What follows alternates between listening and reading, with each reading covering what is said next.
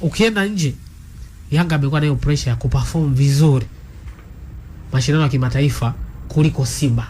Ndio maana Yanga huwa ana pressure kubwa miaka hivi karibuni ya kuperform sana mashindano ya kimataifa kuliko Simba, kwa sababu Simba hata kama inatokea anafanya vibaya tayari anakuwa na room ya kujitetea kwamba amewahi fanya vizuri miaka hivi karibuni, sio mara moja. Kwa hii ya kuishia makundi wote msimu huu Yanga ndo ipo kwenye pressure zaidi kuliko Simba. Kwa msimu huu ulivyoisha wote wameishia makundi. Mtu ambaye alikuwa na matumaini makubwa ya kufanya vizuri tayari anakuwa ni Yanga kwa sababu ya kile alichokionyesha msimu uliopita ambapo pia aliishia makundi. Ambapo sasa tayari Yanga ni timu bora nchini unasema. Yanga ni timu bora nchini. Tunapoenda kwenye msimu husika mara nyingi anaikuwa na expectations kubwa za kufanya vizuri kwa vipimo vya nchini kwetu. Mara nyingi watu tunatumiaga mashindano ya kimataifa. Kwa hiyo kama unapofika nje unafeli, maana yake maneno yanakuwa mengi sana.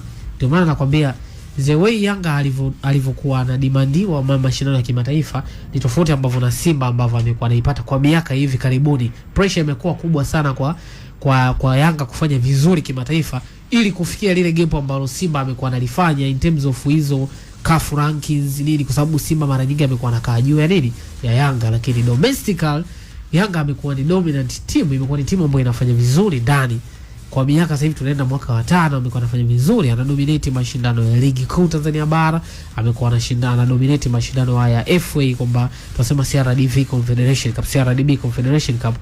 Maana yake Yanga leo kubeba ligi kuu is not a big issue tena, maana mara nyingi kwa unafanya vizuri consecutive kuna kama kupotea fulani hivi kwa emphasis ya watu, kwa sababu unaweza kuona Arsenal sasa imekuwa bingwa, kumekuwa na big story, ni timu kubwa, ni big story, yes sawa, lakini moja vitu ambavyo vinachochea kitu kiwepo ni ile tunasema scarcity, yani kukaa muda mrefu bila kukosa kitu.